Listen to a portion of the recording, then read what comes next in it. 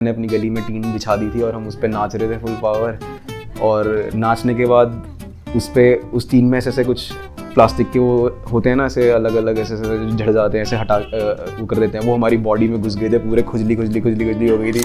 पता नहीं अंदर से क्या जोश आया और वो मतलब मेरे को ऐसे कुछ धमका के गया, बोल के गया और मैंने एकदम से पहले तो एक छक्का मारा फुल पावर लेदर की बॉल से। अगर मान लो हमारा सीन 50 बंदों से स्टार्ट हुआ था 2008-9 के आसपास, दिल्ली का सीन, आज दिल्ली के सीन में 500 बंदे आते होंगे।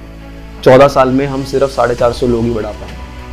अगर मान लो मैं 1.5-2 लाख रुपए भी एक बंदे पे लगा रहा हूँ तो 12 जैम के हिसाब से आप खुद सोच लो कितना एक साल का पैसा हमारा बाहर जा रहा है आउट ऑफ इंडिया, जो कि कहीं ना कहीं अगर उससे आधा पैसा भी अगर हम यहाँ पे रखेंगे और अपने ही लोगों को दे देंगे तो उनको एक सोर्स ऑफ मोटिवेशन मिलेगा, एक अपॉर्चुनिटी क्रिएट होगी। तो शाउट आउट टू आस्तिक भाई, क्योंकि जब मैंने फर्स्ट टाइम उनको DFC में जब देखा था, बहुत एक बेसमेंट में विकासपुरी में एक जैम हुआ था, उन्होंने करवाया था DFC, और आस्तिक भाई वो बताते बताते रोने लग गए जैम में। और मैं बहुत ज़्यादा कनेक्ट हो गया उनसे उस टाइम पे कि ये बंदा है कुछ, ये है कुछ दिल से। वो एडिशन उस टाइम पे लाना बहुत ज़्यादा मुश्किल था, जिसमें प्रभदीप MC है, मनदीप कौर MC है, बाहर से इतने बढ़िया जजेस आ रखे हैं।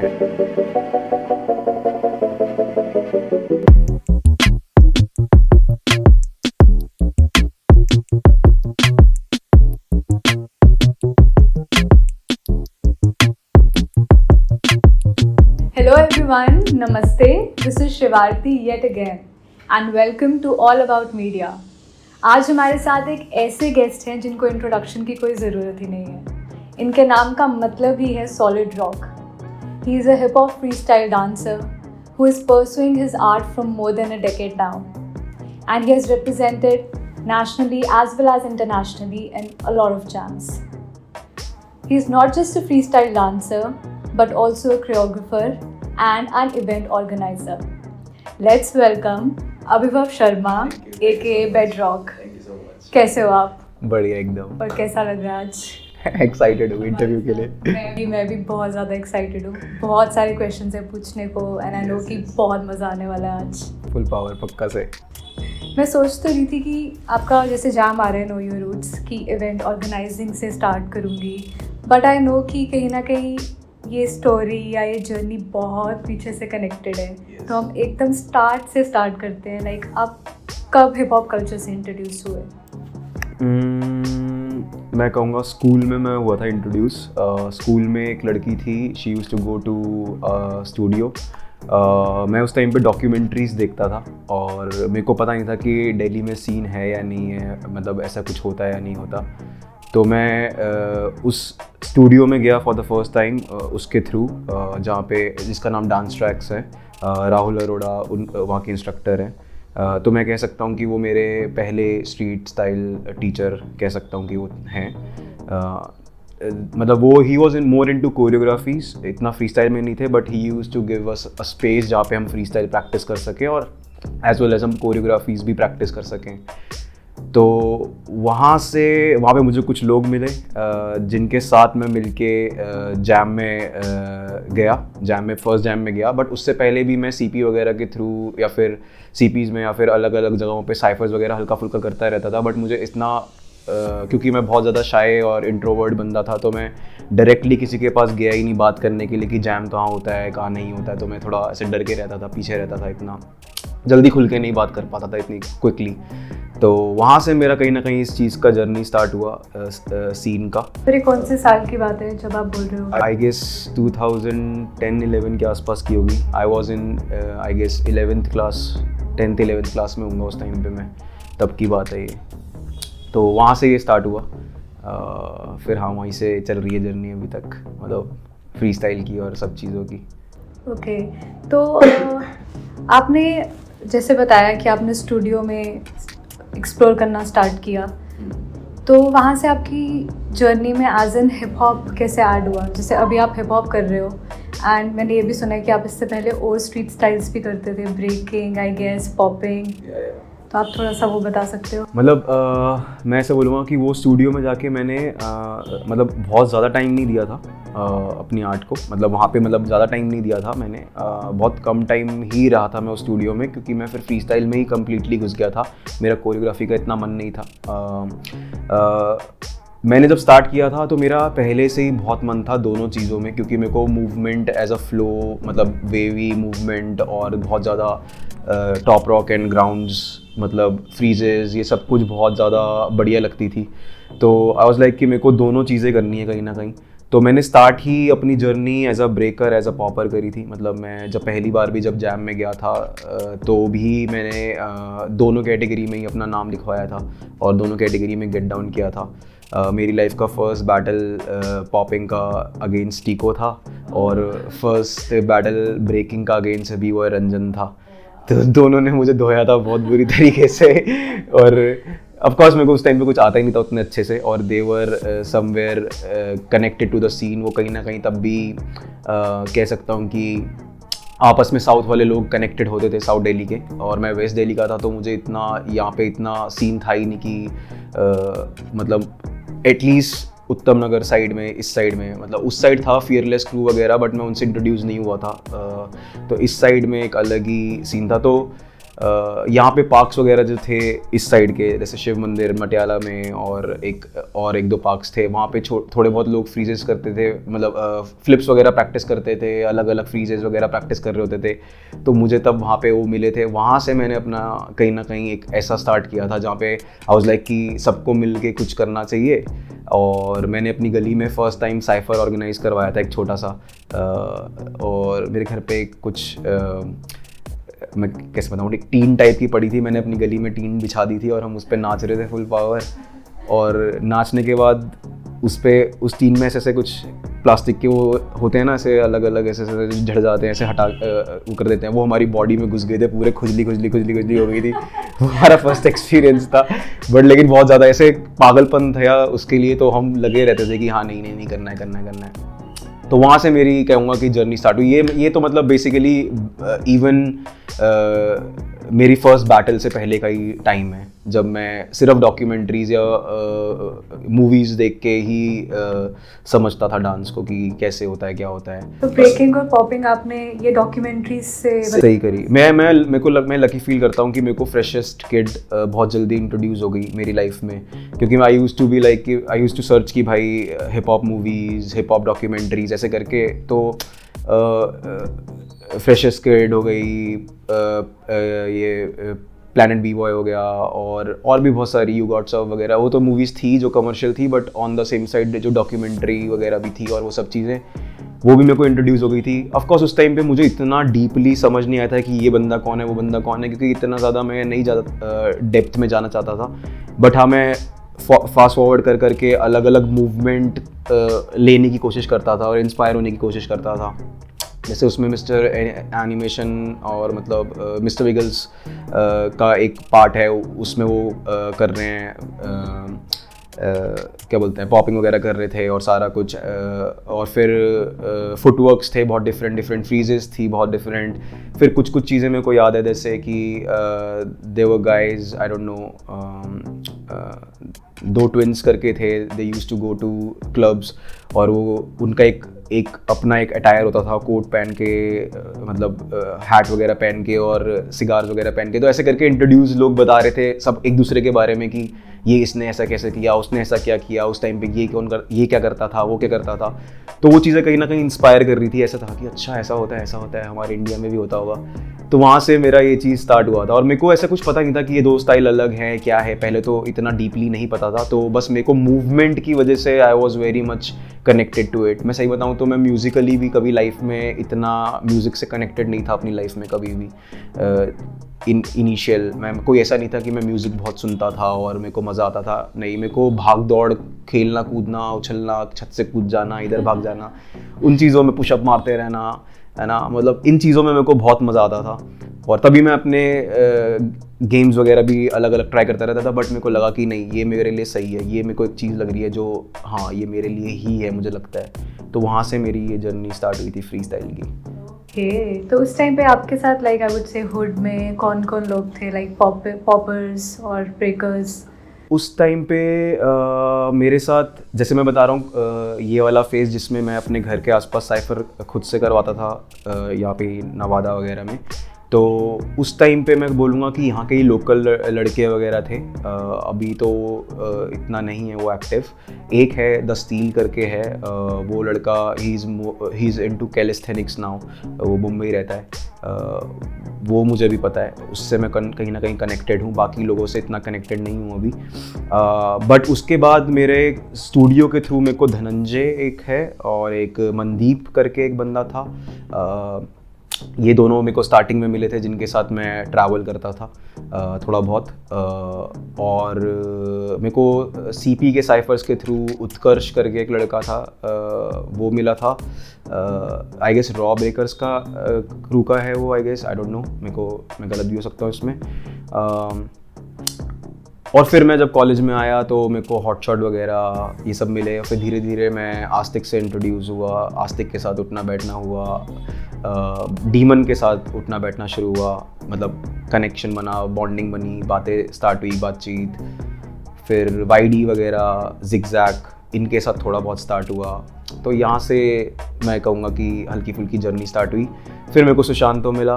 सुशांतो के साथ क्योंकि हमारा सोच बहुत ज़्यादा सेम था, तो हमने एक क्रू बनाने का सोचा। और ये मेरा लाइफ का पहला फ्री स्टाइल क्रू था, मतलब जो सारे फ्री स्टाइल ओरिएंटेड और हिप हॉप कल्चर से जुड़े हुए लोग और वैसी सोच रखने वाले लोग आपस में मिले थे। तो वहाँ से मेरे कल्चर फैनेटिक्स क्रू की हमारी शुरुआत हुई, जिसमें सारे मेरे बाकी क्रूमेट्स भी मतलब थे इन्वॉल्व अलग अलग स्टाइल के लिए।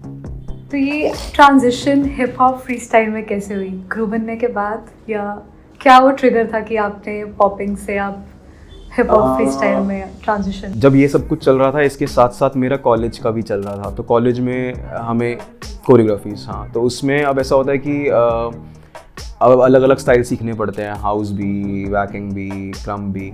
और मेरे लिए वो कहीं ना कहीं स्टार्टिंग में टैबू था, क्योंकि पहले ब्रेकर्स बहुत ऑर्थोडॉक्स होते थे कि भाई दूसरे स्टाइल वाले बंदे नहीं, वो इतना जल्दी एक्सेप्ट नहीं करते थे कि ब्रेकर है तो ब्रेकर है, मतलब एकदम ऐसा वाला अप्रोच के साथ। और ये मे भी पता नहीं, आई डोंट नो, कॉलेज की थी कि कॉलेज और स्ट्रीट्स एक डिफ्रेंशिएशन था कहीं ना कहीं, फिर मैंने कहीं फील किया वो, मुझे आई डोंट नो, मुझे फील हुआ किसी के थ्रू, ऐसा हो कह सकते हो, बट मेरे को ये फील हुआ कहीं ना कहीं। बट कॉलेज के इस चीज़ की वजह से मेरे दूसरे स्टाइल में मैं कहीं ना कहीं इंट्रोड्यूस हुआ। हाउस में बोलूँगा, लॉकिंग थोड़ा बहुत, इतना ज़्यादा नहीं, वैकिंग बहुत कम, लास्ट में आके थोड़ा बहुत करने लगा था, बट ऐसे ही वो भी बहुत वैक था मेरा, बहुत ज़्यादा बेकार करता था बहुत ज़्यादा। बट हाउस में मेरे को बहुत मज़ा आता था। तो फिर मेरे साथ ये बहुत प्रॉब्लम थी कि मैं जब पॉपिंग करता था मेरा ब्रेकिंग बहुत ख़राब हो जाता था, जब मैं ब्रेकिंग करता था मेरा पॉपिंग बहुत ख़राब हो जाता था। मैं दोनों को एक साथ संभाल नहीं पा रहा था, और उस टाइम पे बहुत मुश्किल था संभालना, क्योंकि गाइडेंस भी नहीं थी, एक राइट गाइडेंस। सब लोग कहीं ना कहीं खुद से एक्सप्लोर कर रहे थे अपने आप ही, और टीचर्स भी नहीं थे एज सच कोई इतने ज़्यादा। तो फिर मेरे को समझ आया कि मेरे को कुछ ऐसा स्टाइल लेके आना पड़ेगा जिसमें मैं दोनों चीज़ों को मिला के कहीं कर सकूं। तो मुझे कहीं ना कहीं फिर धीरे धीरे hip hop free style introduce होने लग गया मेरी लाइफ में। मुझे पता चलने लग गया ऐसा स्टाइल भी है जहाँ पे मतलब लोग ग्राउंड्स भी करते हैं, वेव्स भी है, रॉक भी है, और प्लस हिप हॉप म्यूज़िक है। तो मैं कहीं ना कहीं हिप हॉप से कनेक्टेड ही रहूँगा, मैं हिप हॉप से दूर नहीं जाऊँगा। तो मुझे लगा कि यार ये मेरे लिए स्टाइल मुझे लगता है बना है। क्योंकि पहले ब्रेकिंग और पॉपिंग ही बहुत ज़्यादा होता था, और ऑल स्टाइल कैटेगरीज या rap style category, represent your style, open style, ये सारी कैटेगरीज पहले होती ही नहीं थी ज़्यादा, बहुत कम होती थी। पॉपिंग और ब्रेकिंग ज़्यादा होती थी। तो मुझे लगता है कि इसकी वजह से ही मैं कभी हिप हॉप से उतनी जल्दी इंट्रोड्यूस नहीं हुआ था, क्योंकि वो था ही नहीं पहले। तो इसलिए मेरे को दोनों स्टाइल में ही घुस के रहना पड़ा, क्योंकि मुझे गेट डाउन करना था, मुझे कनेक्टेड रहना था सीन से। बट फिर धीरे धीरे समझ आया कि अच्छा ये स्टाइल है ऐसा, और उसमें आप हिप हॉप ही कर रहे हो कहीं ना कहीं, और यू आर हिप हॉप। तो फिर मैं उसके अंदर आया, हिप हॉप फ्री स्टाइल के अंदर। नाइस।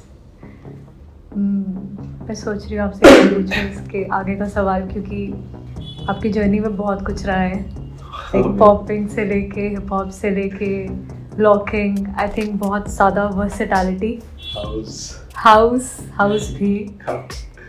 तो आपका पर्सपेक्टिव कैसा रहा है, मतलब आर्ट को देखने का? जैसे आप बोल रहे हो कि मैं हमेशा से हिप हॉप के साथ ही कनेक्टेड रहने की कोशिश थी मेरी।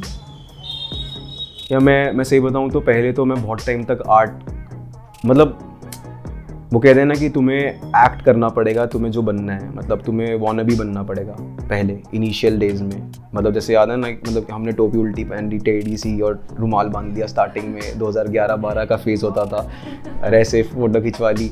तो हम वॉनबी कहीं ना कहीं थे और हम वो एक्ट करते थे, फिर हम धीरे धीरे उस तरफ पहुँचे। तो मैं कहूँगा कहीं ना कहीं मैं भी ऐसा कहीं authentically I was not so much deep into art, क्योंकि मुझे समझ नहीं आता था कि मैं करूँ क्या और कैसे करूँ, कैसे अपना स्टाइल बिल्ड करूँ।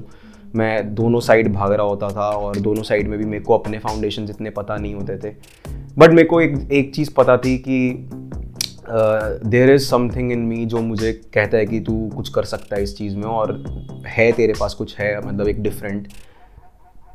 और मेरे अंदर कॉन्फिडेंस ना होने की वजह से और फियर ऑफ जजमेंट होने की वजह से मैं कभी भी इतना खुल के इनिशियल ईयर्स में तो आ ही नहीं पाया था। मैं सिर्फ साइफर करता रहता था, बैटल्स तो करता ही नहीं था ज़्यादा। और जब बैटल करने भी जाता था तो बहुत बेकार राउंड दे के आ जाता था, क्योंकि मैं एकदम से भागने लग जाता था या फिर डर बैठ जाता था दिमाग में, और अपने कॉन्शियस और अपने वो पीस वाले जोन से और एक शांति वाले जोन से एकदम बाहर निकल जाता था। तो मैं बहुत टाइम तक तो मैं कहूँगा कि मैं ठोकर ही खाता रहा हूँ। बहुत एक लंबा फेज़ तो मेरा ऐसा ही गया जिसमें मैं एकदम क्लूलेस हूँ, मुझे पता ही नहीं है कि मैं क्या करूँगा। फिर धीरे धीरे करके मैं आर्ट में घुसने लगा। मुझे लगता है कि मेरा आर्ट मोस्टली ना प्रूव पे है, मतलब प्रूविंग अदर्स रॉन्ग। मतलब मुझे ऐसा लगता है कि मेरी लाइफ ही कहीं ना कहीं इस पे ही है कि मेरा एक फेज़ आता है कि मैं कुछ भी प्रूव नहीं कर पा रहा हूँ और मैं एकदम लो रखा हूँ, और फिर मुझे बहुत जगह से सुनाई दे रहा है कि मैं बेकार हूँ, और फिर मुझे अब प्रूव करना है अपने आप को कि मैं हूँ कुछ, ऐसा करके। या तो मैं मोस्टली लोगों से कट गया हूँ, नाराज़ हो गया हूँ, और मैं अपने एक जोन में चला गया हूँ, एक डेन टाइप में, और मैं जाके वहाँ पे अपने आप को ग्राइंड कर रहा हूँ एकदम, और फिर मैं आके एकदम से 5 महीने बाद दिखा रहा हूँ देखो मैं आ गया हूँ इस स्किल्स के साथ। तो आई डोंट नो मैं ऐसा क्यों है, आई don't no, may be Bollywood movies की वजह से। बचपन में कोई मूवी देखी होगी, एकदम हीरो बनने की आदत है कि पहले मतलब पंगे लो, पहले मतलब बुरा होगा फिर हीरो आएगा एकदम से मेहनत करके, ऐसा वाला कुछ आई डोंट नो, कुछ ऐसा हो सकता है, ये लगता है मुझे कभी कभार, मैं सोचता हूँ तो, क्योंकि मूवीज़ वाला भी शौक था मुझे एक टाइम पे बहुत ऐसा। बट ये है मेरा एक फेज़ ऐसा वाला। ये मेरे कॉलेज में भी मेरा एक ऐसा फेज़ आया था कि मैं 5-6 महीने 7-8 महीने के लिए कॉलेज की टीम से बिल्कुल दूर चला गया था, नाराज़ होके थोड़ा सा सबसे। और फिर जब वापस आके एकदम ब्रेकिंग के फुल पावर 6 स्टेप वगैरह मार के एकदम ऐसे हॉलो वगैरह अटका के एकदम बढ़िया फुटवर्क तेज मार रहा हूँ, सारे ऐसे हो गए थे ये क्या हो गया इसको एकदम से। और मुझे फील हो रहा था वो एक चेंज ऑफ ऑरा सबका, और सब एकदम से चेंज हो गया सबका पर्सपेक्टिव कि भाई ये डांस तो इसका इतना हैवी हो गया।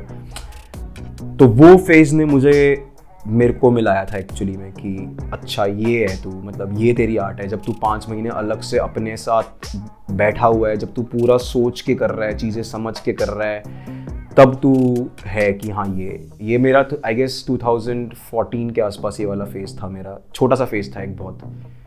फिर इसके बाद मैं यही फेज़ कहीं ना कहीं कहूँगा कि मेरा फिर से आया 2018-19 के आसपास। उससे पहले भी चलता था बट इतना ज़्यादा नहीं, मैं डिस्ट्रैक्टेड रहता था मेरी लाइफ में बहुत ज़्यादा। मतलब 2014 में जब ये फेज था तब आप बैटल्स पे आपने एक्टिवली पार्टिसिपेट करना स्टार्ट कर दिया? मैं बैटल्स तो हाँ करता था। मैं मेरे साथ ऐसा होता था, मोस्ट ऑफ द टाइम मेरे साथ ऐसा होता था कि मैं बैटल्स में जाता था बट मैं बैटल नहीं कर पाता था, वही लैक ऑफ कॉन्फिडेंस। हाँ ये वो हाँ तो मैं मोस्टली साइफर्स में ही दिखता था, तभी मतलब मेरा टैटू भी यही है, मेड इन साइफर्स। इसका reason, one of the reason ही यही है कि क्योंकि मतलब मैं बहुत डीपली कनेक्ट करता हूँ उस साइफर वाले ऑरा से। एक टाइम मेरा ऐसा भी फेज़ रहा है कि मेरे को ऐसा होता था कि मेरे को साइफर में सबसे ज़्यादा राउंड देने हैं। अभी मतलब 15 लोग हैं तो हर बंदे के बाद मैं एक राउंड दूंगा। अगर 4 लोग खड़े हैं साइफर में तो हर एक बंदे के बाद मैं राउंड दूंगा ही दूंगा, मतलब बैटल्स में भी। और फिर एक टाइम ऐसा फेज़ भी आता था कि मैं बिल्कुल राउंड नहीं दे रहा हूँ, सबको देख रहा हूँ बस, ऐसा फेज़ भी आता था। और एक टाइम पे ऐसा होता था, मतलब मेरे अलग अलग फेजेस रहते हैं साइफर्स में, ऐसा कह सकते हो आप। तो वही मतलब वहीं से कहीं ना कहीं मैं कहूँगा कि ये चीज़ें स्टार्ट हुई और मेरे को इन जोन ने जोन ने कहीं ना कहीं मुझे एक मेरे अंदर के आर्टिस्ट से और मेरे उस जोन से मिलाया जिसमें मैं एक कुछ कंस्ट्रक्टिव और एक कुछ बढ़िया क्रिएट कर सकता हूँ और आगे लेके आ सकता हूँ दुनिया के सामने। तो वो चीज़। जैसे हम बैटल्स और साइफर्स की बात करें, हम जाके देखते हैं लाइक इतने सारे artist under one roof exchange कर रहे हैं, तो ऑब्वियसली जब इतने सारे लोग एक्सचेंज कर रहे हैं तो कंपटीशन भी होगा ही, क्योंकि वहाँ पे जजेस बैठे हुए हैं। तो ये जो आपका एक ट्रिगर पॉइंट है लाइक कि प्रूफ करने वाली चीज़ जो आप कह रहे हो कि अंदर है, तो लाइक ये इनबिल्ट थी या ये सीन में आके आप कॉम्पिटिटिव हो गए और आपको लगा कि हाँ मुझे अब प्रूफ करना है, लाइक वो मतलब मुझे ऐसा लगता है कि मुझे जब मुझे कोई ऐसा बोलता है ना कि ये कुछ नहीं है, तो मतलब मैं थोड़े टाइम तक तो लेता रहता हूँ, फिर मुझे ऐसा लगता है कि मुझे अब दिखाना है कि मैं क्या हूँ। तो ये तो मेरा पहले से ही था, मतलब सिर्फ ये मेरी पर्सनालिटी में ही है, ये मेरी पर्सनालिटी में ही है। मतलब अगर हम इवन क्रिकेट वगैरह भी खेलते थे तो मेरे को लेदर बॉल से इतना डर लगता था, और मैं पता नहीं क्यों टीम में था क्रिकेट की, अपने दोस्तों की या नवादा की, आखिरी का प्लेयर होता था, वो लास्ट में कहीं पे खड़ा कर देते थे जहाँ पे बॉल नहीं आती थी, क्योंकि मुझे भी पता है कि मैं नहीं कर पाऊंगा, मेरे को डर लग जाता है जैसी बॉल तेज आ रही है, कैच करना है या कुछ ऐसा करके। और बुरा भी लगता था क्योंकि लोग मजाक उड़ाते थे।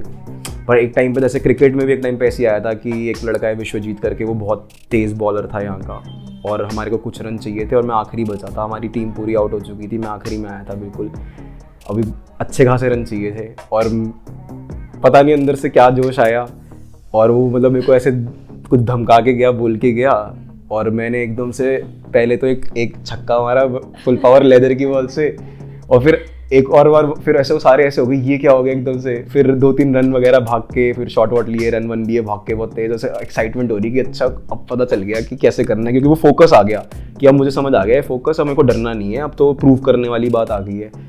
फिर एक और बॉल डाली उसने, और उस बॉल पे ही आने से पहले ही मैं उसको बोल रहा हूँ ये ले, ऐसे बोल के एकदम जोर की चीख के ये ले, और एक और छक्का मारा। तो मुझे लगता है कि वो मेरे अंदर पहले से ही था, हमेशा से ही था वो मेरे अंदर, कि हम बहुत लेट हूँ, मैं बहुत सोचता हूँ, मतलब मैं एनालाइज करता रह जाता हूँ मोस्ट ऑफ द टाइम, मैं एक्ट अपॉन नहीं करता। लोग बहुत जल्दी एक्ट कर देते हैं चीज़ों पे, मैं टाइम लेता हूँ बहुत सोचने में, एनालाइज करने में, और मैं उसी में ही अपने दिमाग में ही अटका रहता हूँ, तो इसलिए मैं कभी बार स्लो हो जाता हूँ, लेट हो जाता हूँ, और फिर एकदम से डर जाता हूँ कि ये क्या हुआ, मुझे ऐसा लगता है। बट जब टाइम आता है ना कि हाँ अब करना है, तो फिर एकदम से फटता हूँ, ऐसा वाला है। मुझे ये बातें सुन के कोट याद आ रहा है कि slow and steady wins the race, कि inactive, slow, lack of confidence, और अब बैक टू बैक आप रिप्रेजेंट कर रहे हो, जीत रहे हो, you are holding the scene. So जीतने का तो मैं ऐसा कहूँगा कि मैं जीत एज सच नहीं रहा हूँ, सही बताऊँ तो, क्योंकि मेरा जीतना कभी मोटिव एज सच है ही नहीं। मतलब है ऑफकोर्स, सबका है, हर बंदे को, इंसान को जीतना है लाइफ में, बट मेरे को ये रोज का वाले जैम में, भारत जैम जीतने के बाद मुझे ये रियलाइज़ हुआ था उस टाइम पे कि मतलब मैं जब जीता हूँ और मैं जब फीडबैक लेने गया हूँ तो उन्होंने मुझे कमियाँ बताई हैं बहुत सारी, है ना। बाकी बंदे भी मुझे कमियाँ बता रहे हैं कहीं ना कहीं, और मुझे अपने अंदर भी कमियाँ दिख रही हैं कहीं ना कहीं, और फिर मैं ये टाइटल लेके खुश हो रहा हूँ और मेरे को लग रहा है मुझे सब कुछ आ गया और मैं बेस्ट बन गया हूँ। और फिर मुझे समझ आया कि अबे नहीं भाई, बहुत कुछ है आर्ट में, तो मतलब जो अचीव करना है। तो अभी मेरा जोन ऐसा हो चुका है कि मतलब अलग ही जोन हो रखा है, मतलब अभी तो कुछ साल से, मतलब जीतने वीतने को है, मतलब वो क्योंकि वो प्रूफ वाला, ऑफ कोर्स तुम्हें प्रूफ करना पड़ेगा अगर तुम यहाँ पे, वरना लोग आपको टेक फॉर ग्रांटेड लेने लग जाएंगे कहीं ना कहीं, क्योंकि यहाँ पे प्रूफ पे ही सारा गेम है, सीन में कहीं ना कहीं, बैटल सीन में, तो वो भी करना है। बट उसके अलावा मेरा लॉन्ग फेज बहुत ज़्यादा ऐसा भी रहता है कि मतलब अपनी आर्ट बिल्ड करनी है ऐसी जो मतलब बहुत हेवी लेवल पे रिप्रेजेंट हो रही हो। मतलब अगर मैं हल्का सा भी मूव करूँ तो उसमें एक साल ऑफ थॉट, मतलब एक सालों का एक थॉट दिख रहा है एक मूवमेंट में भी, कि भाई उस पर थॉट डाला हुआ है मैंने उस पर्टिकुलर मूवमेंट पे, है ना। और उस चीज़ को मैंने अच्छे से सही कहीं ना कहीं बहुत अच्छा ड्रिल करके म्यूज़िकली अच्छा कर रखा है, तभी मैं अपनी मूवमेंट को भी बहुत कम और क्लीन रखता हूँ। मैं ज़्यादा मूवमेंट नहीं भरता हूँ अपने डांस में, बहुत कम करता हूँ। जैसे इससे ही मैं अगर बताऊँ तो जैसे पिछले 1-1.5 साल के डांस में मैं सिर्फ बाउंस स्टेप पे ही पूरा राउंड दे रहा हूँ। मैं अभी जंप्स वगैरह, हुक स्लिंग्स नीचे ज़मीन पे, हील टो, स्लाइड्स, ग्लाइड्स इतना ज़्यादा कर ही नहीं रहा हूँ। I am taking it very slow, मतलब बहुत स्लो ले रहा हूँ मैं उसको, हर एक चीज़ को एक्यूरेट विद म्यूज़िक आराम के समझ के कर रहा हूँ। मतलब मुझे कोई जल्दी नहीं है, मतलब कोई दिक्कत नहीं है, जब भी आएगा आएगा। मतलब मुझे कहीं ना कहीं लगता है कि अगर मैं कहीं ना कहीं दूसरों को कंपटीशन लग रहा हूँ इतना छोटा सा करके भी, तो मेरे लिए इससे बढ़िया अचीवमेंट क्या ही होगी कहीं ना कहीं, कि मैं इतना कम नाच रहा हूँ और तब भी मैं कहीं ना कहीं सबको कंपटीशन लग रहा हूँ। और प्लस मेरा तो एक फेज़ ऐसा भी आया था बीच में, 1.5 साल के लिए मैं कहीं ना कहीं गायब ही था, मतलब बिल्कुल ही, मतलब नहीं नाच रहा था, कहीं भी एक्टिव नहीं था इतना। मतलब आ रहा था बैटल में बट उस तरीके से एक्टिव नहीं था, अपनी प्रैक्टिस भी बिल्कुल छोड़ चुका था। बट आया फिर, और अब रिप्रेजेंट कर रहा हूँ सबके साथ कहीं ना कहीं, मतलब सब कहीं ना कहीं इक्वली हैं अब, क्योंकि कभी किसी का दिन होता है कभी किसी का दिन होता है, बट कहीं ना कहीं टक्कर दे रहा हूँ, तो I am happy with it. और ऑन द सेम साइड फिर मुझे पता है कि अब मुझे आगे क्या करना है, और फिर I just want to go slow with it. तो कभी कभार ऐसा फेज़ आता है कि I don't want to win battle, और I am in not right mindset उस दिन के लिए, उस पर्टिकुलर दिन में। मे बी मैं कुछ और ही जोन में हूँ, मे बी मैं आई डोंट नो, मतलब जैसे रिसेंटली भी हुआ है कि मैं जैम में हेल्प करने में लगा पड़ा हूँ और मैं अपना गेट डाउन पे फोकस ही नहीं कर पा रहा हूँ, और बाद में जैम के बाद रियलाइज़ हुआ कि अच्छा शिट भाई ये हो रहा है सच्ची में, इससे फ़र्क पड़ रहा है, और मैं अपने बैटल पे अच्छे से फोकस नहीं कर पा रहा हूँ, और मेरे राउंड अच्छे नहीं आ रहे हैं, और मैं एकदम खोया हुआ सा हूँ, अपने कैरेक्टर में भी नहीं आ रहा हूँ हेल्प के चक्कर में। तो फिर मेरे को समझ आया कि अगर जीतना है तो वो एक डिफरेंट ही माइंडसेट और डिफरेंट ही जोन है। तो बट मुझे लगता है कि मैं वो हर बार नहीं कर सकता, मतलब मैं वैसा ह्यूमन ही नहीं हूँ पर्सनली। और जिस दिन आप फुल प्रेप करके जाते हो कि आज तो उतरना है, तो राउंड देने से पहले लाइक क्या माइंडसेट और स्ट्रैटेजी रहती है आपकी? यार ये भी बहुत अलग ही है। जैसे मैं कज़ाकिस्तान गया था, मैंने उस टाइम पे बहुत सोच रखा था कि मेरे को हैवी उतरना है ना, बट वहाँ जाके मैं इतना इमोशंस में बह गया कि मैंने अपने राउंड को एकदम फटके दे दिया। मेरे को कोई फ़र्क नहीं पड़ रहा था मेरे टेक्निक कहाँ जा रहे हैं, मेरा कौन क्या कहाँ जा रहा है, मुझे बस था कि मेरे को फटना है और मेरे को बस यहाँ पे एक एनर्जी थ्रो करनी है पूरे अभी यहाँ पे इस सर्कल में। और मतलब जो कि हुआ भी, मेरे को अच्छा लगा कि सारे लोग बहुत ज़्यादा कनेक्ट हो गए थे मुझसे, और मैं नहीं सेलेक्ट हुआ, जबकि मेरा उस दिन जोन था कि मैं फटूंगा और मैं जीतूंगा इस जैम में मुझे बहुत नेक्स्ट लेवल करना है, बट नहीं हो पाया वो। तो ऐसा कुछ कह नहीं सकता, बहुत अनप्रेडिक्टेबल है ये चीज़, मैं सही बताऊं तो आपको फ्री स्टाइल ही जाना पड़ता है मुझे लगता है। मैं ऐसा बंदा हूँ कि मैं नहीं प्लान कर सकता, मैं बिल्कुल नहीं प्लान कर सकता। अब मैं जैसे फॉर एग्जांपल ओरिजिनल स्किल्स में जिमी डॉट आया था, मैं साइफर्स में इतना बढ़िया नाच रहा था और फुल कॉन्फिडेंट, फुल मज़ेदार एकदम मस्त, और फिर राउंड निकल गया। अब मुझे पता चल गया कि ये मैंने अचीव कर लिया है कि ये वाला स्किल, और इसमें मेरे राउंड अब रेगुलरली निकल रहे हैं अच्छे से। और कहीं ना कहीं मतलब एकदम से मेरे को हिट हुआ कि अभी शिट मेरा ये वाला साइड तो अभी है ही नहीं, ये मुझे अचीव करना है अभी। और उसके बाद जैसी बैटल स्टार्ट हुई उसमें मेरा माइंड सेट वही हो गया प्रैक्टिस वाला एकदम से। यही मेरा लुसियानो में भी हुआ, सीन सारिबा में, कि प्रीलियम मेरे अच्छे हो गए, मेरे को प्रीलियम में सेकंड थर्ड हाईएस्ट मार्क्स मिल गए, मुझे पता चल गया कि हाँ मैं यहाँ पे यहाँ तक पहुँच गया हूँ। और मतलब ये तो अभी मैं बिल्कुल कॉन्फिडेंट नहीं था, और ऐसे ही दे के भी हो गया, ये कोई दिक्कत नहीं है। अब बैटल आई, बैटल में फिर मैं वही उस जोन में कि मैं फोकस कर रहा हूँ कि अच्छा मेरा हाथ कहाँ जा रहा था, अच्छा मैं इसमें क्या क्या ऐड कर सकता हूँ, अच्छा मैं बैटल में ही, मतलब मैं बैटल में बैटल नहीं कर रहा हूँ, मैं बैटल में सोच रहा हूँ।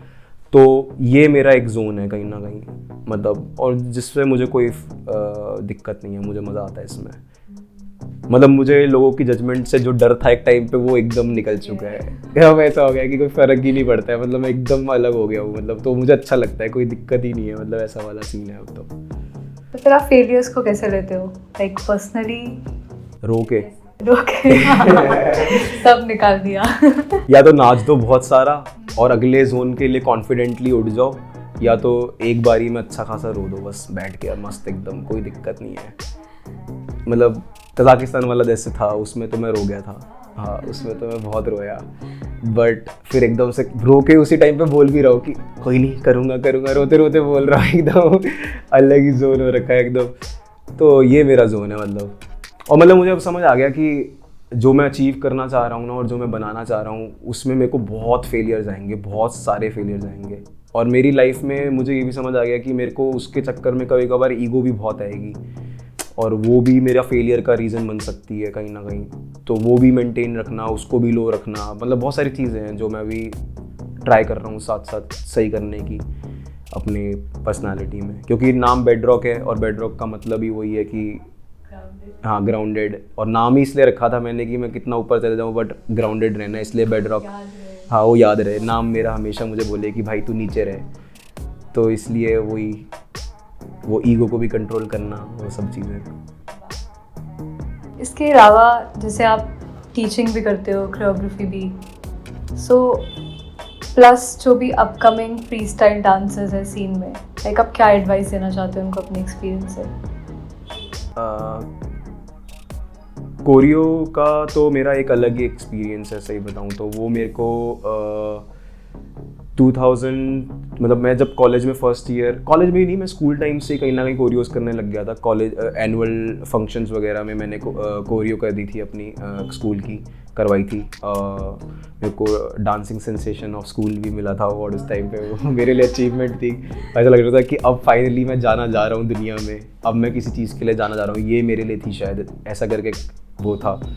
फिर कॉलेज में अपने जॉक्स को मैं कोरियोस वगैरह करवाता था अपनी तरीके से जो भी मेरे को लगती थी। फिर उस एक्सपीरियंस के थ्रू मेरे को ग्रेजुएट होते ही कोरियो मिल गई थी। तो कोरियो का एक डिफरेंट, ऑल टुगेदर एक डिफरेंट जोन है। उस चीज़ में भी मतलब यही है, मैं यही बोलूँगा कि अगर मतलब आपको कोरियोग्राफी करनी है, अगर आपने एक टाइम पे फ्री स्टाइल अच्छे से दे दिया है, 6-7 साल आप कोरियोस बना सकते हो। अगर आप उसके 2 साल 3 साल अगले और कोरियोस पे भी दे दो थोड़ा दिल लगा के, आप बहुत बढ़िया और बहुत एक्स्ट्रा ऑर्डिनरी कोरियोस बना सकते हो, क्योंकि आपने 5-6 साल फ्री स्टाइल को दिया, आपने अपनी बहुत सारी मूवमेंट अचीव कर लिया अलग अलग तरीके से, तो आप बहुत डिफरेंट दिखोगे कहीं ना कहीं। तभी मेरे को personally free style choreography dancers जो फ्री स्टाइल भी करते हैं और कोरियोग्राफी भी करते हैं, वो मुझे पर्सनली बहुत पसंद है लोग ऐसे। और वन ऑफ द रीज़न है कि मैं अपने ट्रिपल एच कैंप में इस बार 2 टीचर्स भी कोरियोग्राफी क्लासेस रख रहा हूँ फॉर द फर्स्ट टाइम। मतलब वरना फ्री स्टाइल क्लासेस ही रहती है ट्रिपल एच में, इस बार कोरियो क्लासेस भी होगी, बट वो कोरियोग्राफी टीचर्स भी वही हैं जो फ्री स्टाइल करते हैं और बैटल करते हैं।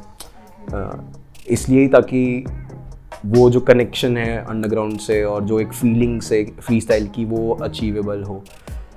बाकी एडवाइस तो मतलब बहुत सारी चीज़ों में, अलग अलग चीज़ों में अगले नेक्स्ट जनरेशन को मैं देना चाहूँगा, बट वो थोड़ा डिटेल में घुसेंगे उसमें धीरे धीरे क्योंकि मतलब वही है कि मतलब ऐसे तो मुझे बहुत टाइम तक यही लगता था कि मैं क्या ही एडवाइस दूंगा, मैं किसी को क्या ही बोलूँगा, बट मुझे ऐसा लगता है कि अगर मैं अपने थॉट प्रोसेस और अपनी बातें बाहर नहीं लेके आए ना, तो बहुत सारे लोग ऐसे हैं जो बाहर लेके आ रहे हैं। और कभी कभार ऐसा भी हो सकता है कि बहुत सारे बच्चे डिस्ट्रैक्ट होके, या फिर मतलब उनके लिए शायद ये हो सकता है कि वो जोन सही हो, बट मुझे लग रहा है कि अगर मान लो कि ये एक XYZ बंदा कुछ गलत जोन में बच्चों को डायरेक्ट कर रहा है, तो यू मीन मिसगाइड भी कर रहे हैं? मिसगाइड नहीं कह सकता मैं, वो उनका अपना मिस इन्फॉर्मेशन भी नहीं कहूँगा, मतलब लोगों का अपना जोन है कहीं ना कहीं, और वो अपने जोन में हर इंसान खुद से ही अच्छी चीज़ें भी कर रहा है और गलत चीज़ें भी कर रहा है। मतलब people are not so much considerate बोल सकते हैं, क्या बोल सकते हैं कि मतलब इतना सोचते नहीं है चीज़ों को करने से पहले, बस कर देते हैं इमोशंस में आके, है ना। जैसे फॉर एग्जांपल अगर मान लो मैं एक कमरे में हूँ जहाँ पे 5 लोग बैठे हैं, 10 लोग बैठे हैं, 15 लोग बैठे हैं, हम पार्टी कर रहे हैं, सब मज़े में हैं, सब कुछ लोग हाई हैं, मतलब अपना बियर चल रहा है, सब कुछ पी रहे हैं, सब कुछ ऐसे मस्ती चल रही है। अब इतना लोग नहीं सोचेंगे वहाँ पे, है ना, कुछ भी बोल देंगे, कुछ भी कर देंगे। और बहुत सारे न्यू जनरेशन लोग, बच्चे जो है ना, वो बहुत जल्दी पिक कर रहे होते हैं आपकी हैबिट्स को, मतलब बहुत जल्दी आपसे इंस्पायर होके आपकी तरीके से मजाक करना, आपके तरीके से पॉइंट मारना, आपके तरीके से, मतलब वो बहुत सारी चीज़ें कहीं ना कहीं इम्पैक्ट होता है, डीपली इम्पैक्ट हो रहा होता है, वो उनको भी नहीं पता होता है, वो इंस्पायर हो रहे होते हैं कहीं ना कहीं। तो अब वही चीज़ों के चक्कर में मुझे ऐसा लगता है, कभी कभार मुझे ऐसा लगता है कि ये XYZ पर्सन ने ये गलत इम्पैक्ट दे दिया है कुछ XYZ बहुत सारे बंदों को। तो ऑफ कोर्स पहले मैं बोलता नहीं था, पहले I used to be like it's okay, कोई नहीं, और मुझे लगता था कि यार लोग सोचेंगे कि यार क्या नेगेटिव बंदा है ये, बट फिर मुझे ऐसा लगता है कि यार लोग वैसे भी सोचेंगे कि नेगेटिव बंदा है, जिसको सोचना है उसको सोचना है ना। तो मतलब मेरे को अपना एक अगर माइंडसेट में ऐसा लग रहा है कि हाँ ये चीज़ मुझे लगती है कि ये सही है, एथिकल है, तो मुझे वो बोलनी चाहिए। तो अभी आई एम ओपन टू, कह सकते हो कि एक डायरेक्शन देना मे बी मेरे तरीके से कि मेरे को क्या लगता है, मेरा वो क्या है। But of course on the same side मुझे फोर्स नहीं करना वो किसी के ऊपर, मतलब मुझे बस बताना है कि ये हो सकता है, ये भी हो सकता है, बाकी तुम्हारे ऊपर है, तुम देखो कि तुम इस चीज़ को कहाँ तक लेके जा सकते हो। मीन्स आप उसको एज अ रिस्पॉन्सिबिलिटी लेते हो, like if you are in the scene, so आप जो भी बोल रहे हो कर रहे हो, आपके एक्शंस इम्पैक्टफुल हो सकते हैं न्यू जनरेशन पे, not just dancing but whole personality as a whole. Amazing. I think हम अगर इस टॉपिक पे बात करेंगे तो बहुत ही डिटेल्ड कन्वर्सेशन हो जाएगी। यहाँ से मैं सीधा आपकी पिछले आंसर पे जाती हूँ, जहाँ पे हम नो योर रूट्स और इवेंट ऑर्गेनाइजिंग की बात कर रहे थे। लाइक अभी आपका 3rd एडिशन है नो योर रूट्स का, सो आई नो आप इससे पहले भी इवेंट ऑर्गेनाइजिंग में थे, तो आप बता सकते हो कि ये वाली जर्नी कब और कैसे शुरू हुई? जैसे मैंने बताया कि मेरी गली में ही मैंने स्टार्ट किया था साइफर करना, नवादा में, मतलब यहाँ के लड़कों के साथ ही। उस टाइम पे कोई भी मेरे को नहीं जानता था, मैं किसी को नहीं जानता था, मुझे पता भी नहीं था सीन है या नहीं है ना, क्योंकि यहाँ पे इस जगह पे, और मैं इस जगह से इतना ज़्यादा बाहर गया भी नहीं था उत्तम नगर से कहीं दूर वगैरह, तो मुझे नहीं पता था इतना कि, और मैं सही बताऊँ तो मैं सोशली इतना एक्टिव एक टाइम पे नहीं होता था। मेरे को इंस्टाग्राम वगैरह भी मेरे दोस्तों ने बोल के डलवाया था मेरे, और वो भी बहुत साल बाद कि भाई डाल, ये चीज़ ज़रूरी है, और वरना मेरे को ऐसा मन नहीं करता था, इतना सिरदर्दी लगती थी बहुत ज़्यादा अकाउंट बनाना, ये वो करके। तो मैं इसी छोटे से रीजन में, इस जगह पे मैं कहीं ना कहीं स्टार्ट करा था। फिर उसके बाद कल्चर फैनेटिक्स में मेरे को सुशांत वगैरह, मेरे बाकी crewmates, Vinod, Amit, beats Peter, ये सारे लोग मिले, और अनमोल जिसका नाम है, तो उस टाइम पे स्पार्क भी था। हम सब लोगों ने मिल के कहीं ना कहीं ऐसा हिप हॉप पिकनिक वॉल्यूम 1 लेके आए हम, हिप हॉप पिकनिक लेके आए हम। वहाँ से मैं बोलूँगा कहीं ना कहीं मेरी ऑर्गेनाइजिंग का स्टार्ट हुआ था जोन। तो first time hip hop picnic हमने करवाया था, और हमने 50 रुपये एंट्री रखी थी उस टाइम पे, और हमें नहीं पता था कैसे होगा, और हमारे पास पैसे भी नहीं थे क्योंकि हम कॉलेज के बच्चे थे।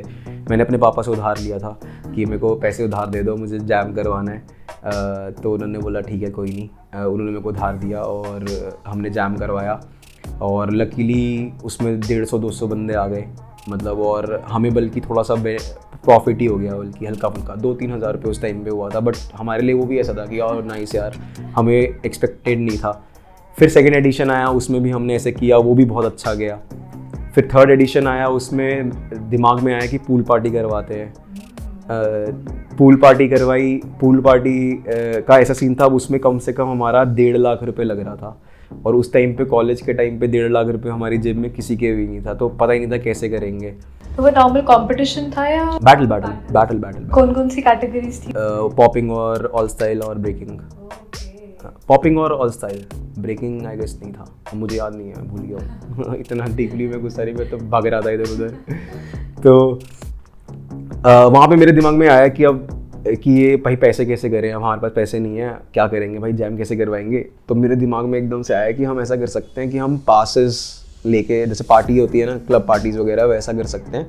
पासेस छापे हमने, रेड पासेस, ब्लू पासेस, और व्यूअर्स के 450 रुपये और बैटल करने वालों के 550 रुपये उस टाइम पे, और विनिंग प्राइस सस्ता ही था, 5,000 रुपये के आसपास ही होगा शायद। बट वो इसलिए था क्योंकि पूल पार्टी थी साथ में, तो इसलिए पैसा इतना महंगा था इस एंट्री का। और फिर हमने डाला, इम्पैक्ट अच्छा आया, लोग ऐसे खुश हो गए कि अच्छा पूल पार्टी भी हो रही है, सब लोगों को मज़ा, मतलब ऐसे आने लगा रिस्पॉन्स हमें बढ़िया सा।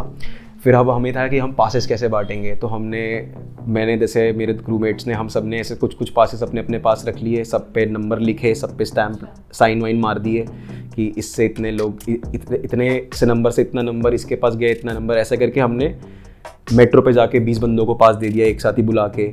फिर एक एरिया के बंदे को एक को पास दिया, उसने 20 बंदों को पास भेज दिया।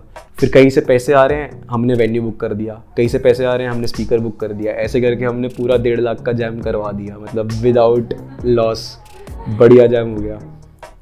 तो मतलब ऐसे क्रिएटिव आइडियाज़ कहीं ना कहीं थे। जैसे मैं एक ऋषिकेश एडवेंचरस वीकेंड करवाना चाहता था एक टाइम पे, 4,500 रुपये में 3 दिन का ऋषिकेश में रुकना, उसका नाम था रॉ जैम। ओके, ये हुआ था या मतलब नहीं, raw jam, Rishikesh adventurous weekend इसका नाम था जैम का। तो एसी बस में जाना, एसी बस में आना, वहाँ पे रुकना, खाना पीना, बैटल, सब 4,500 रुपये में। बट ये था कि उस टाइम पे एक तो लोग कम थे और ऊपर से सबके पास 4,500 रुपये नहीं थे देने के लिए, तो वो पॉसिबल ही नहीं हो पाया। और इतना बड़ा रिस्क मैं नहीं ले सकता था कि मैं एकदम से ही इतना बड़ा रिस्क लेके अपना लॉस उठा दूँ।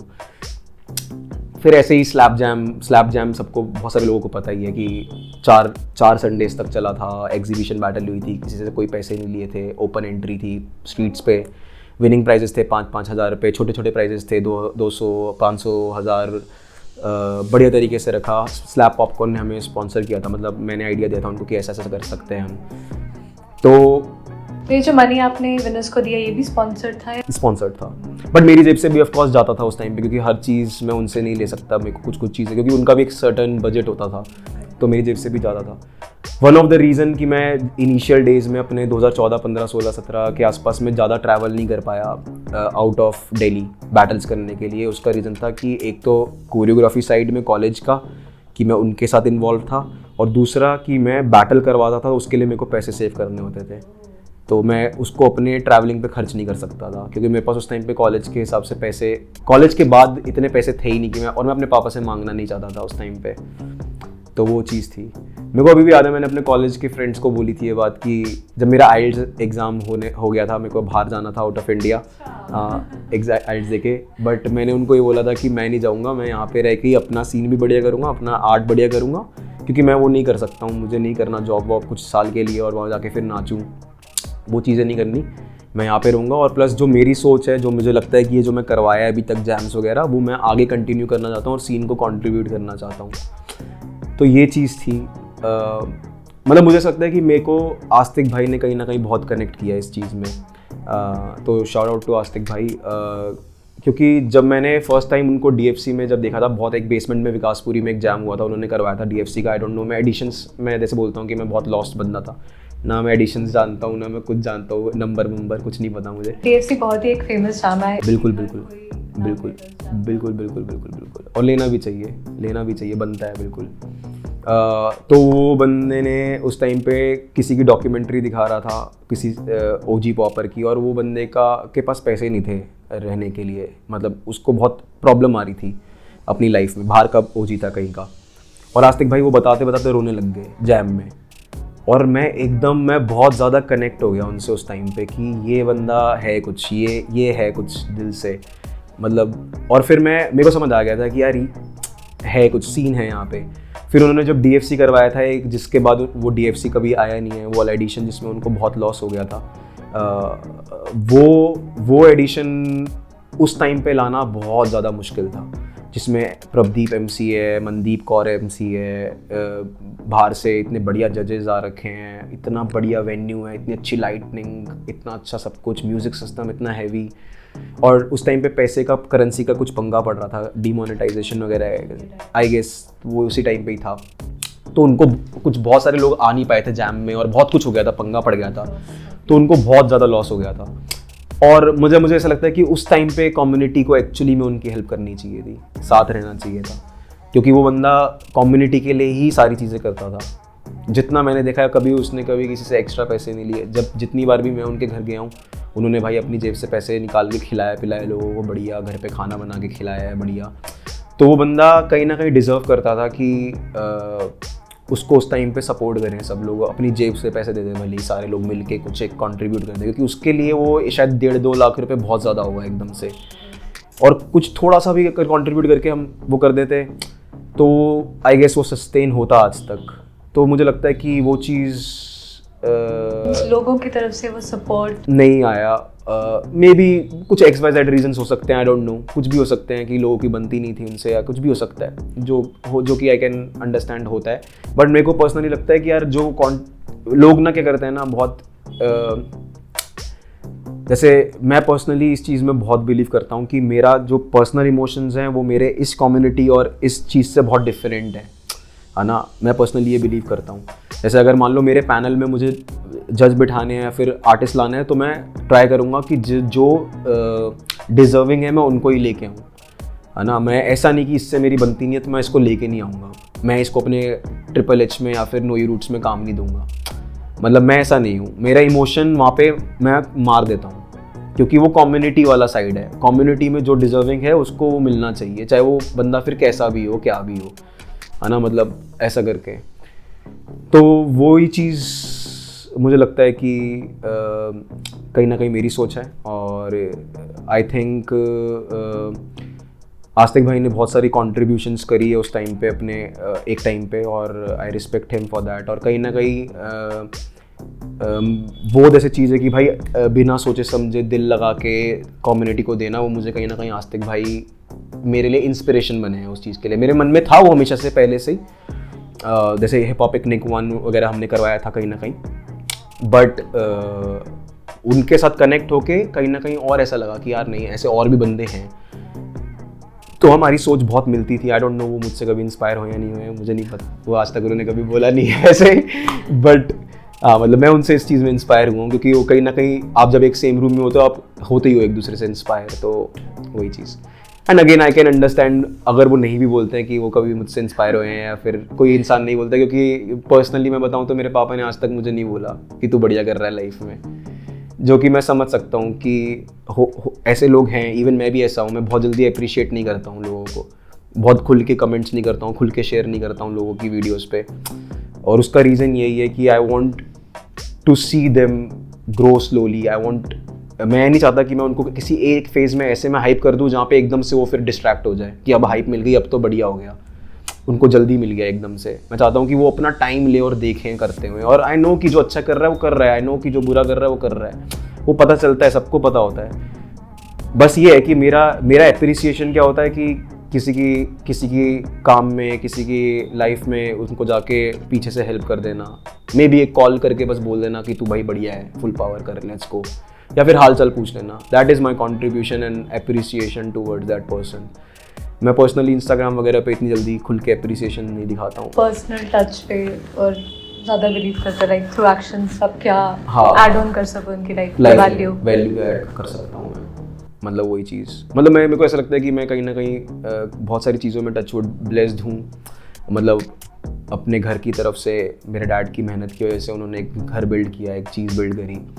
तो अगर तुम नोटिस करोगे मेरे छत पे साइफर्स हो रहे होते हैं, मेरे घर पे लोग रुकने आते हैं, मेरे स्टूडियो में मैं लोगों को वीडियोस वगैरह बनाने के लिए ऐसे ही दे देता हूँ स्टूडियोज़ बहुत मोस्ट ऑफ द टाइम। और उसका वन ऑफ द रीज़न यही है कि if I am blessed with it, I want to give it to other people. I don't want to keep it with myself हमेशा कि मेरे पास ही रहे ये चीज़। बट अब I am creating lot of boundaries धीरे धीरे इन चीज़ों में, क्योंकि मतलब एक्सपीरियंसेस अलग अलग, हर इंसान हर चीज़ को बढ़िया तरीके से क्या बोलते हैं, मतलब बहुत सारे लोग एक्सप्लॉइट भी कर देते हैं आपके वैसे नेचर को, है ना। तो अब वो मेरे को एक टाइम तक तो समझ आ रहा था कि हो रहा है, पर मैं लेट इट गो कर देता था। बट अब आई एम लाइक कि नहीं यार, मैं अब ज़्यादा नहीं कर सकता, क्योंकि मेरी एनर्जी, और मेरे को समझ आ रहा है कि मैं लोगों को तो दे जा रहा हूँ और उसके चक्कर में मैं अपने गोल से बहुत पीछे होता जा रहा हूँ। मेरे गोल जल्दी नहीं आ रहे, तो ये चीज़। But on the same side कि मेरे को जो ये कम्युनिटी के साथ प्यार है, और जो मेरे दोस्त यही हैं, सही बताऊँ तो कम्युनिटी वाले। मेरा कोई स्कूल का दोस्त आज तक कोई दोस्त नहीं है, मेरा कॉलेज का दोस्त कोई कनेक्टेड नहीं है मेरे साथ। वो सारे मुझे बोलते हैं कि तू मिलता नहीं है, ये वो है। मैं बस यहीं पे ही अटका हुआ हूँ कहीं ना कहीं इस कम्युनिटी में। तो मैं अपनी तरफ से देना चाहता हूँ, और मुझे पता है कि बहुत सारी अलग अलग चीज़ें रहती हैं। मतलब कोई मेरे को पसंद नहीं करेगा किसी पर्सपेक्टिव में, मैं उनको पसंद नहीं करूँगा।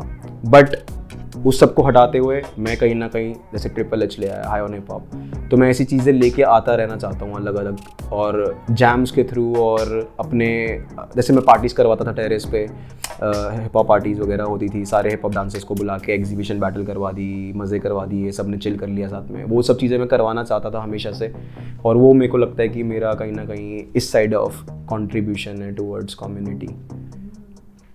तो अब जो ये नो योर रूट्स आ रहा है, इसका कैसा फॉर्मेट है, क्या क्या लेके आ रहे हो आप सबके लिए? मतलब मेरा वन ऑफ द रीज़न, मतलब अभी भी 3rd एडिशन में भी नेशनल जाने का यही है कि आई वांट टू प्रमोट कि लेट्स गो नेशनल।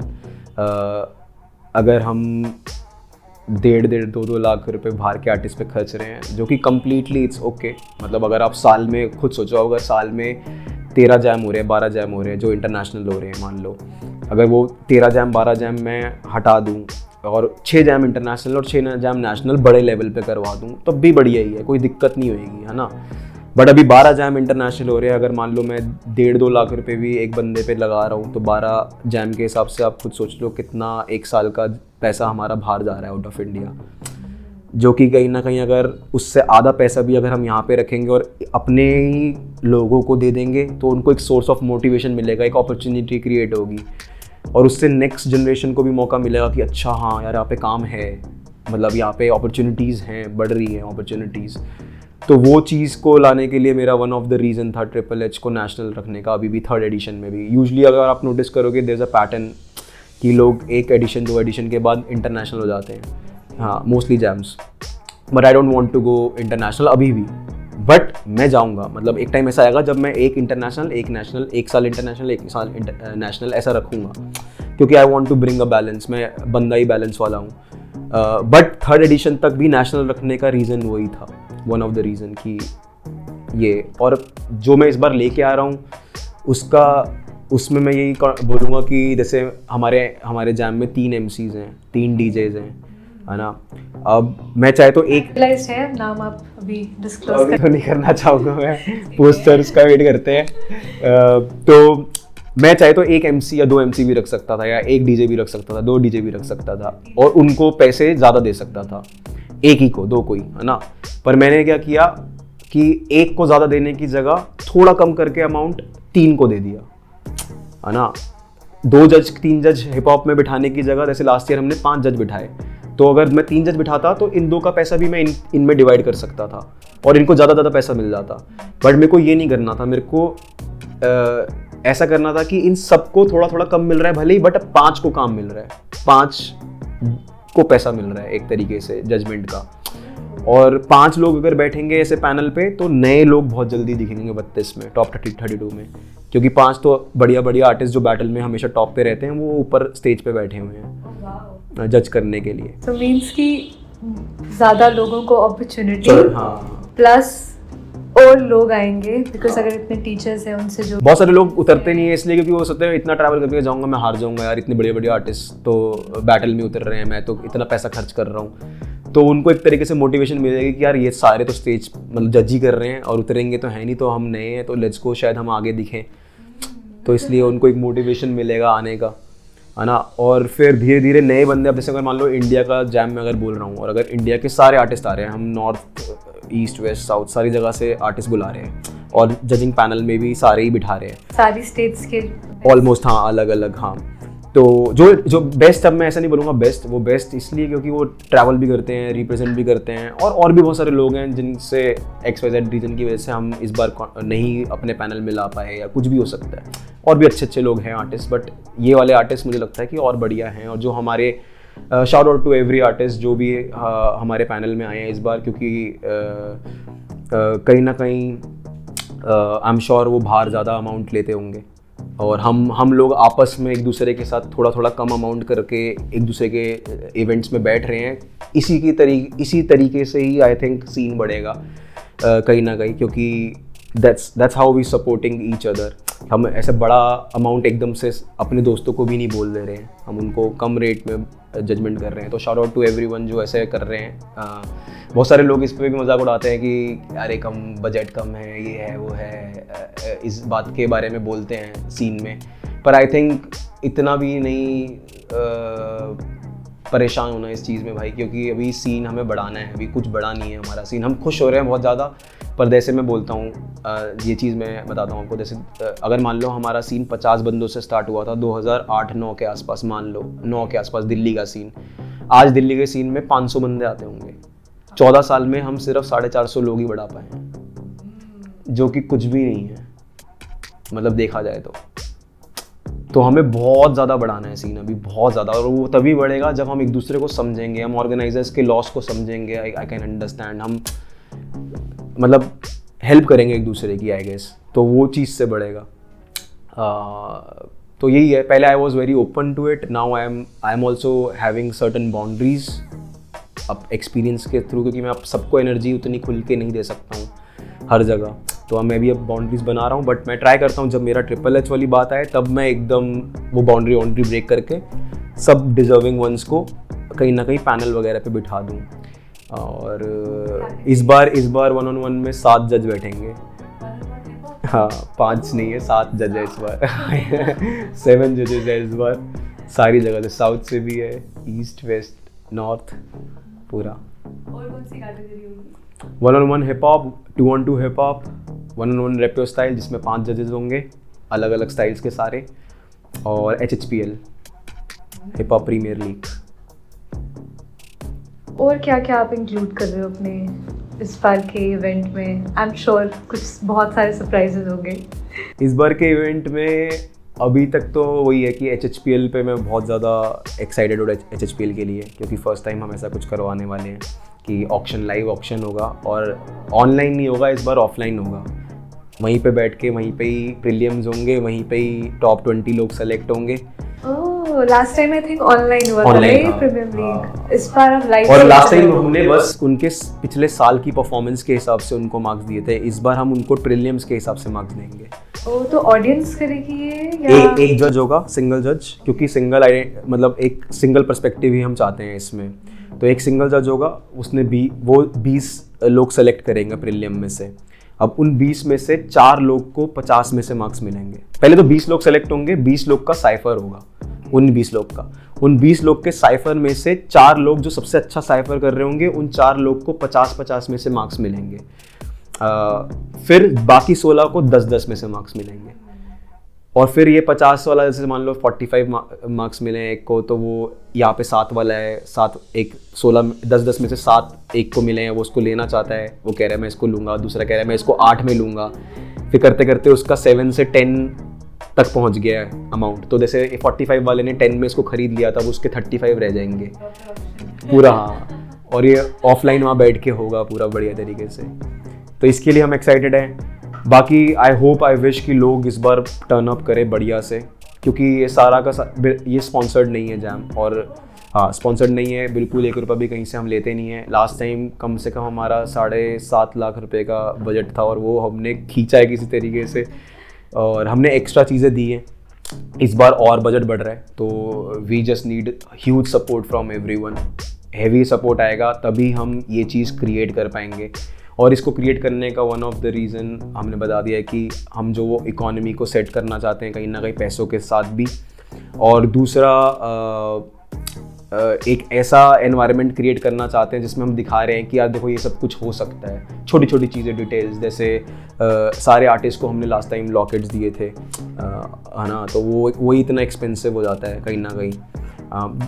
प्लस हमने वो सेटअप, बैठने वाला सेटअप पूरा करवाया था जिसमें लोग बैठे थे ग्रेफिटी वगैरह के साथ, सारी चीज़ें, उसमें इतना खर्चा हो जाता है। तो इस बार भी हम ट्राई करेंगे वो और अच्छे से करने का, बट उसके लिए ऑफकोर्स सपोर्ट चाहिए होगा बहुत ज़्यादा। For sure, I am sure बहुत सारे लोग आएंगे। आई थिंक लास्ट टाइम भी बहुत बढ़िया हुआ था इवेंट, और इस बार more people will show up. इसी बात पे लाइक बिफोर आई कंक्लूड, मेरे दिमाग में एक और क्वेश्चन आ रहा था, लाइक स्पॉन्सर्स की जहाँ हम बात कर रहे थे, तो आपको लगता है कि ये नेसेसरी है लाइक इकोनॉमी सीन में बढ़ाने के लिए किस हद तक, और कैसे रहता है support? Like I am sure आपने पिछले जाम में थे कुछ स्पॉन्सर्स। हमारा लास्ट जैम में डीकैथलॉन ही था स्पॉन्सर, बट वो भी ऐसा कुछ मतलब फाइनेंशियल सब स्पॉन्सर नहीं था हमारा। तो मेरे को यही जानना था कि रिस्पॉन्स कैसा रहता है लाइक जब डांसर्स अप्रोच करते हैं ऐसे ब्रांड्स को? मतलब वो दे सकते हैं बाहर वाले लोग, पर उनको वही है कि उनको देखना है कि कितने लोग हैं, आपकी फुटफॉल कितना है, ठीक है, प्लस आप क्या क्या क्रिएटिव उनको दे सकते हो। प्लस सबसे बड़ी प्रॉब्लम स्पॉन्सर्स में यही है कि कनेक्शन, हमारे पास डिफरेंट कनेक्शंस नहीं है डिफरेंट कंपनीज़ के साथ, क्योंकि हमारा उठना बैठना नहीं है सीन वालों का बढ़िया वैसे क्रीम लेयर ऑफ ऑडियंस के साथ जो इन्वेस्ट करने के लिए या फिर पैसे वाली है। मोस्टली लोग यहाँ पे फाइनेंशियली इतना स्ट्रॉन्ग नहीं है, फैमिली ऐसी स्ट्रॉन्ग फैमिली से बिलोंग नहीं करते हैं, और वो अपना किसी तरीके से घर चला रहे हैं, मतलब तो वो लोग ऑफकोर्स इतना इन्वेस्ट नहीं कर सकते। और हमें ऐसे लोग चाहिए जो मे बी इस सीन से ना हो, पर उनको देखने में मज़ा आ रहा है मे बी, मान लो, और वो इन्वेस्ट कर रहे हैं, वो आ रहे हैं हमारे सीन में, उनको मज़ा आ रहा है ये देख के बैटल होते हुए, और सब जो हीट है वो सब कुछ मज़ा आ रहा है। मे बी हमें ऐसे लोग चाहिए, प्लस कंपनीज चाहिए जो हमें इन्वेस्ट करें हमारे में, मतलब और पैसा लगाए। वो भी धीरे धीरे हो जाएगा आई एम श्योर, और होना स्टार्ट हो ही गया है कहीं ना कहीं हल्का फुल्का, और आई एम श्योर आगे भी बहुत अच्छे से हो जाएगा। बट लास्ट 2 एडिशन जो हमने करवाए थे वो हमने वही मैंने कोई स्पॉन्सर नहीं लिया था, और क्योंकि मैं दिखाना चाहता था कि बिना स्पॉन्सर के भी ये सब कुछ हो सकता है, और बिना स्पॉन्सर के बिना मतलब कम्युनिटी के बारे में सोचते हुए, जैसे फॉर एग्जांपल मैंने जैसे बताया कि सिटिंग अरेंजमेंट जैसे हमने करवाया, अब वो इतना छोटा सा थॉट है, लोग बोलेंगे कि क्या है फ्लेक्स करने वाली बात इसमें, बट लेकिन वो बहुत बड़ी फ्लेक्स करने वाली बात है, क्योंकि हमें पता है कि वो 1,40,000 रुपये हमने कैसे निकाले हैं उस 2 दिन के, सिर्फ उसको बिठाने, मतलब ताकि ऑडियंस बैठ के आराम से, कुछ लोग एटलीस्ट 60 लोग तक तो बैठ गए थे मुझे लग रहा है वहाँ पे, वो 60 लोग को बिठा के आराम से दिखाने के लिए। और नीचे भी हमने ज़मीन पे नहीं बिठाया था, हमने कारपेट बिछाया था पूरा बढ़िया तरीके से। तो वो बेसिक चीज़ें हो सकती हैं। फिर एक्स्ट्रा विनिंग प्राइजेज़ वगैरह, तो कि मतलब कि एक ऐसा जैम हम क्रिएट कर सकते हैं जहाँ पे हम लोगों को देने का सोच रहे हैं, इंस्टेड ऑफ अपनी पॉकेट भरना या फिर आउट ऑफ इंडिया पैसा बाहर भेज दे देना सीधा, कि अपने लोगों को हम एक ऐसा कुछ क्रिएट करके दिखा रहे हैं कि ओ शिट, अच्छा ऐसा भी कुछ क्रिएट हो सकता है एनवायरनमेंट, जिससे और लोग अट्रैक्ट हुए हमारी तरफ कहीं ना कहीं आगे फ्यूचर में, कि ऐसा हो रहा है भाई इंडिया में। और ऑर्गेनाइजिंग अगर देखा जाए तो अभी बहुत सारे जाम्स हो रहे हैं, लाइक हर हफ्ते नए ऑर्गेनाइजर्स, नए इवेंट्स हो रहे हैं, तो बहुत सारी ऐसी डिबेट भी चलती है कि ऑथेंटिसिटी ख़राब हो रही है, या सिर्फ उन लोगों को जाम्स करवाने चाहिए जिनको इनके बारे में, इस चीज़ के बारे में नॉलेज हो। तो व्हाट इज़ यू से ऑन दैट, कि इस डिबेट में? नहीं, मुझे लगता है कि ये सब ऐसा नहीं बोल सकते हम, क्योंकि it's open market. Organiser as a organiser आ रहा है, वो एज अ बिजनेसमैन भी आएगा आगे जाके, उसको अपना बिजनेस क्रिएट करना है। जिसने जैसा क्रिएट कर दिया, जिसका गुडविल जैसा क्रिएट हो गया, जिसने जो भी बना दिया, वो उसके ऊपर है। मतलब हम ऐसा बोल नहीं सकते कि ये नए बंदे आके सीन ख़राब कर रहे हैं या फिर कोई भी ऑर्गेनाइज़र बन जा रहा है। भाई चाहिए हमें ऑर्गेनाइजर्स, ज़्यादा से ज़्यादा ऑर्गेनाइजर्स चाहिए हमें। बट अगेन कि अब बहुत सारे आर्टिस्ट बोलते हैं कि भाई ये सीन ख़राब कर रहे हैं और ऐसा, और फिर वही उन ऑर्गेनाइजर्स को एक्सप्लॉइट कर देते हैं, उनसे ज़्यादा चार्ज कर लिया, उनका लॉस करवा दिया। वो ऐसे परेशान हो रखा है कि यार हमने इस आर्टिस्ट को बुलाया, इसने तो हमारा दिमाग ख़राब करके इसने हमारा लॉस करवा के चला गया, इतना खर्चा करवा दिया, सब कुछ करवा के चला गया। तो ये तो क्वेश्चन करने वाली बात तो बोथ साइड से आ सकती है। वो ऑर्गेनाइजर्स भी बोल सकते हैं ये वाली चीज़, बट वो ये कि आप किस तरीके से, मतलब मुझे लगता है कि ओपन होना चाहिए और सबको बोलना चाहिए कि भाई हाँ everyone can do it, but of course थोड़ा ध्यान से करो ताकि तुम्हें लॉस ना हो। कल को तुम ऐसा ना हो कि तुमने एग्जाम कराया, अब अगले 5-6 महीने तक तुम टेंशन में हो कि तुम्हारे पास पैसा ही नहीं है बिल्कुल भी। मतलब मैं पर्सनली जैसे बोलूँ कि ये जेन्युइनली बोल रहा हूँ, मैं पर्सनली मैंने 3-4 ऑर्गेनाइजर्स को खुद ही मना किया था। वो मुझे जज बुला रहे थे, मुझे पैसा मिल रहा था, पर मैंने उनको मना कर दिया था कि मत कराओ जैम, और उन्होंने जैम नहीं करवाया अभी तक, क्योंकि मैं उनको बोल दिया था कि तुम्हें लॉस होगा, क्योंकि उस टाइम पे बहुत बैक टू बैक जैम्स हो रहे थे दिल्ली में। तो मैंने मना कर दिया कि मत करो, लॉस होगा तुम्हें। तो वही चीज़ है। अब वो डिपेंड करता है कि लोगों की सोच कैसी है, मतलब लोग जेन्युइनली अपना सोच रहे हैं या फिर लोग सीन का भी सोच रहे हैं, कम्युनिटी का as a whole. At the end अगर आप वो वैल्यू दे रहे हो कम्युनिटी को, तो everybody will support you eight the and. और कुछ है जो आप बोलना चाहते हो या बताना चाहते हो? ऐसा तो कुछ नहीं है। हाँ, ये चीज़ बोलना चाहूँगा मैं कि अभी ऐसे बहुत सारे लोगों के बीच में आपस में बनता नहीं है, जो कि आई कैन कम्प्लीटली अंडरस्टैंड, क्योंकि एक कम्युनिटी इतनी बड़ी है, बहुत डिफरेंट पर्सपेक्टिव्स हैं, सबकी आपस में लड़ाई होगी, किसी को जजमेंट अच्छी नहीं लगेगी, किसी को कुछ अच्छा नहीं लगेगा। पर दोस्तों यही इंटरनेशनल में भी होता ही है कहीं ना कहीं। इंटरनेशनल वाले लोग भी आके किसी को भी सेलेक्ट कर देते हैं, किसी को भी नहीं करते हैं। तो आप एस्केप ये मत ढूंढो कि इंटरनेशनल आएगा तो देखेंगे, ये तो नेशनल वाले हमें अच्छे से प्रूव नहीं करने दे रहे हैं या फिर ये हमारे को बढ़ने नहीं दे रहे हैं, ऐसा कुछ भी नहीं है। अगर आप अच्छे हो, आप अपने आप ही दिखने लग जाओगे कहीं ना कहीं, आराम से आप आगे आ जाओगे।